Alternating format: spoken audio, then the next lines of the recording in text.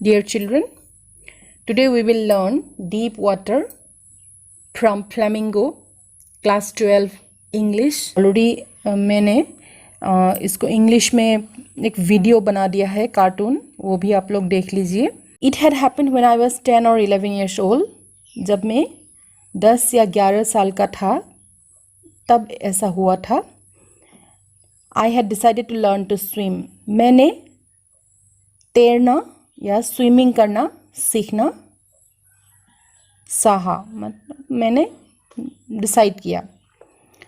There was a pool at YMCA in Yakima that offered exactly the opportunity. तो Yakima नामक जो जगह है उसमें जो YMCA means Young Men's Christian Association. So Western countries में Young Men's Christian Association, Young Women's Christian Association, तो इन नामों से बहुत सारे ऑर्गेनाइजेशन है. तो उसमें जो एक स्विमिंग पूल था तो उसमें मैंने सीखना चाहा. The Yakima river was treacherous. Yakima river जो था मतलब याकिमा नदी, वो बहुत ही खतरनाक नदी थी और वो बहुत धोखेबाज, मतलब ट्रेसरस मतलब धोखेबाज. कभी कभी बहुत शांत दिखती थी लेकिन अंदर से ऐसा अचानक बहाव आ जाता था कि लोग डूब के मर जाते थे. The mother continually warned against it and kept fresh in my mind the details of each drowning in the river. मम्मी हमेशा मुझे सावधान करती रहती थी और बताती रहती थी कि कितने सारे डूबने की घटनाएं वहाँ हुई है. But the YMCA pool was safe. So लेकिन YMCA का जो स्विमिंग पूल था वो सुरक्षित था, इसीलिए वहाँ तैरने में कोई प्रॉब्लम नहीं थी क्योंकि वहाँ पर ऐसी कोई घटनाएं घटने की गुंजाइश नहीं थी. और it was only 2 or 3 feet deep at the shallow end while it was 9 feet deep at the other. The drop was gradual. छिछला भाग, छिछला मतलब जहाँ पर पानी कम था, तो जहाँ पानी कम था वहाँ खाली 3 feet डीप था, मतलब गहरा था.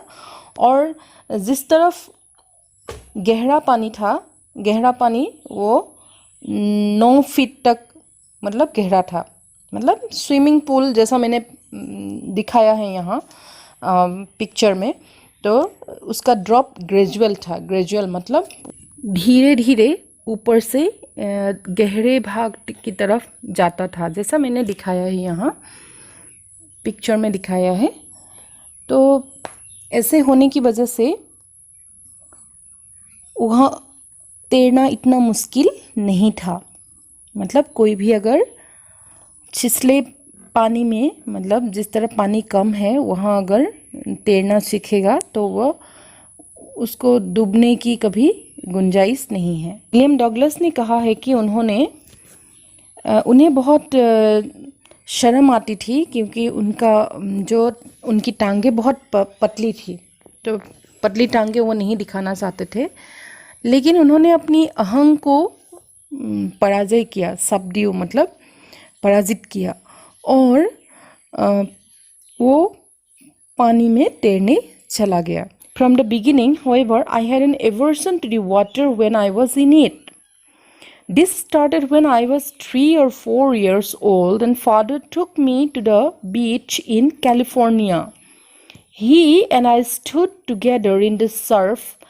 I hung on to him, yet the waves knocked me down and swept over me. I was buried in water. My breath was gone. I was frightened. Father laughed, but there was terror in my heart at the overpowering force of the waves. तो उनको पहले से ही पानी से बहुत डर लगता था. और ये डर कब से शुरू हुआ? वो बस 3-4 साल का था और उसी समय वो अपने पापा के साथ कैलिफोर्निया बीच घूमने गए थे. और तब जब वो लोग लहरों में खेल रहे थे, अचानक लहरों की प्रबल धारा ने उनको डुबा दिया था. वो अपने पिता के हाथों को पकड़ के लटक लिए थे, लेकिन फिर भी पानी के प्रबल धारा ने उनको डुबा ही दिया और उसी समय उनको पानी की प्रबल शक्ति के बारे में पता चला। वो आतंकित हो गए थे। उनके पापा हंस रहे थे लेकिन वो बहुत डरा हुआ था। तभी से उनके मन में पानी के लिए एक आतंक सा बैठ गया था। वो पानी से बहुत डरने लगा था। My introduction to the YMCA swimming pool revived unpleasant memories and stirred childish fears. But in a little while, I gathered confidence. I paddled with my new water wings, watching the other boys and trying to learn by apping them. I did this 2 or 3 times on different days and was just beginning to feel at ease in the water when the misadventure happened. Douglas कहते हैं कि जैसे ही वे YMCA swimming pool में तैरने गए थे तभी उनके मन में वही दुखजनक यादें वापस आ गए, जो बचपन के दिनों के यादें वापस आए और बहुत ही कुछ दिन बाद उन्होंने थोड़ा सा मतलब सीखा ही था। वो पानी में ऐसे वाटर विंग से लेके वो बस दूसरे लड़कों को देख देख के सीख ही रहा था। उसी समय उनके साथ एक दुर्घटना घटी, मिस एडवेंचर, अनहोनी। उनके साथ एक अनहोनी घटना घटी। I went to the pool when no one else was there. The place was quiet. The water was still and the tiled bottom was as white and clean as a bathtub. I was timid about going in alone. Douglas कहते हैं कि एक दिन वो ऐसे समय में गए जब पूल एकदम खाली था, कोई नहीं था और जगह बहुत ही शांत थी। पानी भी बहुत शांत लग रहा था और नीचे का जो टाइल्स मतलब पूल के नीचे तक एकदम साफ दिखाई पड़ रहा था, जैसे एक बाथटब हो। और मुझे बहुत डर लग रहा था अकेले जाने में, इसीलिए मैंने दूसरे बच्चों के आने तक इंतज़ार करना चाहा। I had not been there long when in came a big bruiser of a boy, probably 18 years old. He had thick hair on his chest. He was a beautiful physical specimen with legs and arms that showed rippling muscles. He yelled, "Hi skinny, how would you like to be ducked?" Douglas कहते हैं कि वो ज़्यादा देर तक इंतज़ार कर ही नहीं पाया।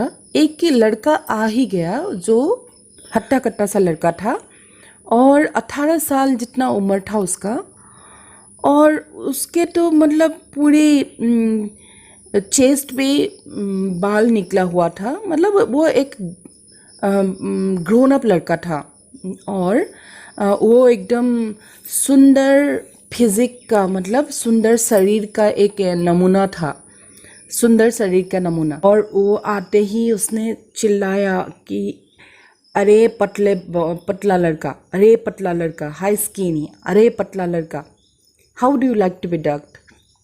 तुमको ऐसे पानी में छोड़ दूँ तो तुम क्या करोगे?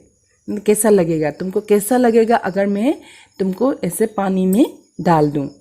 With that, he picked me up and tossed me into the deep end. I landed in a sitting position, swallowed water, and went at once to the bottom. I was frightened, but not yet frightened out of my wits. On the way down, I planned. When my feet hit the bottom, I would make a big jump, come to the surface, lie flat on it, and paddle to the edge of the pool.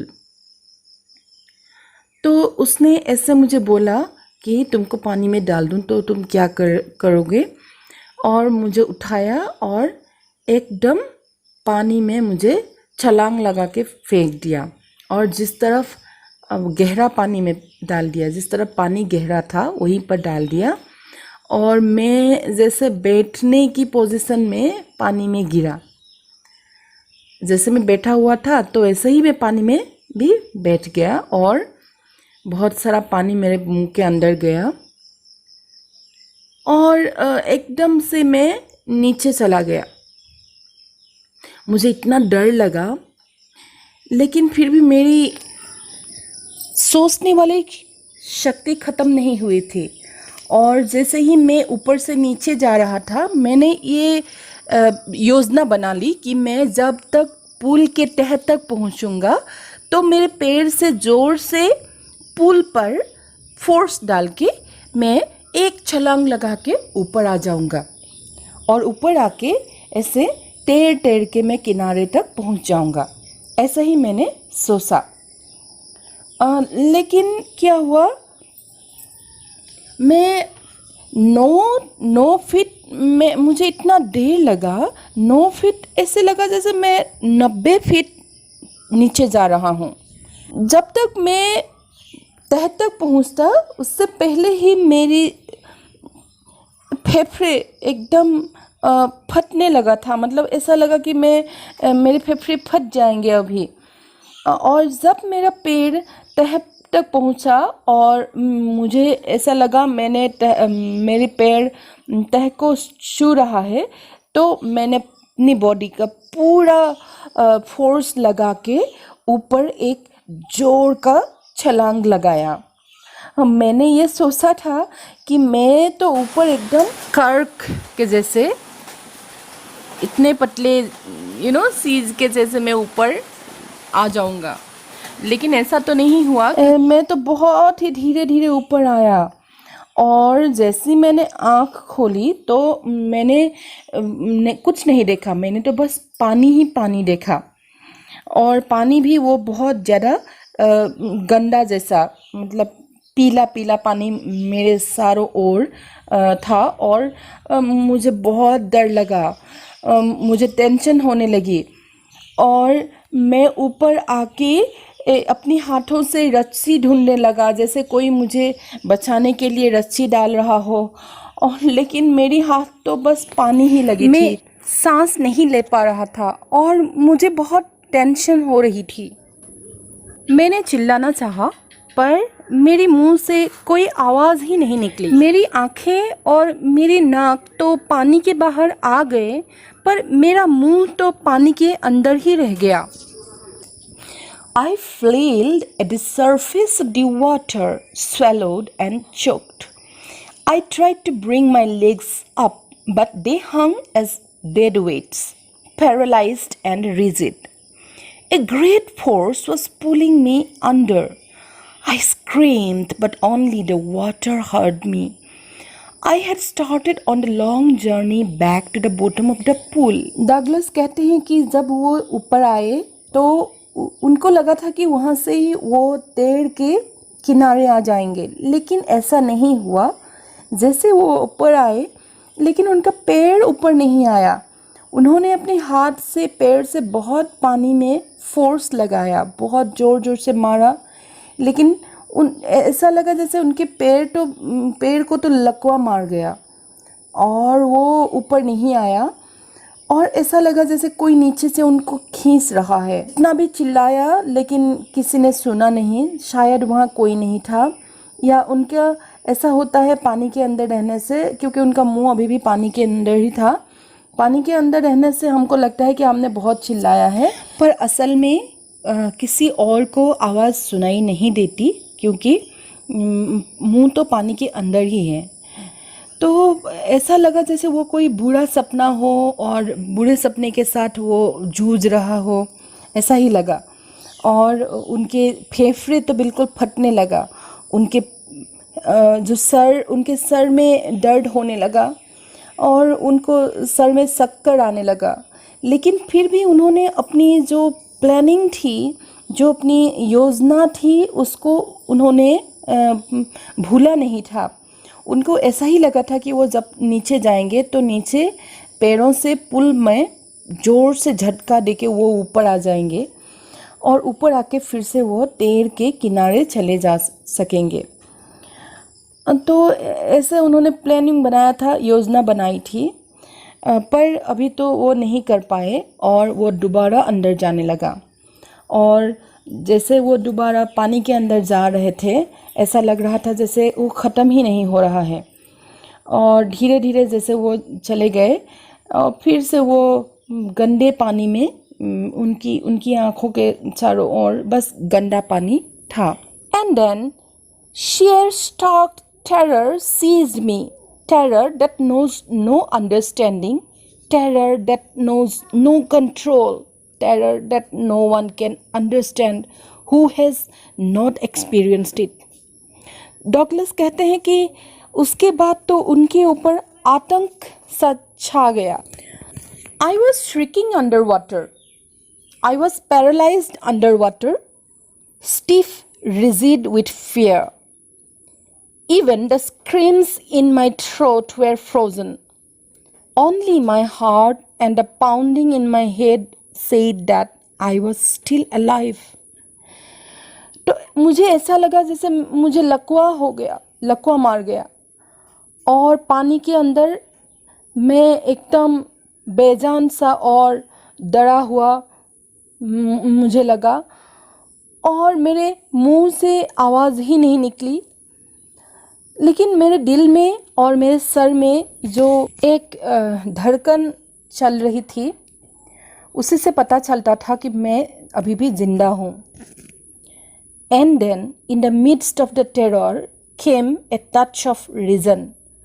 I must remember to jump when I hit the bottom. At last, I felt the tiles under me.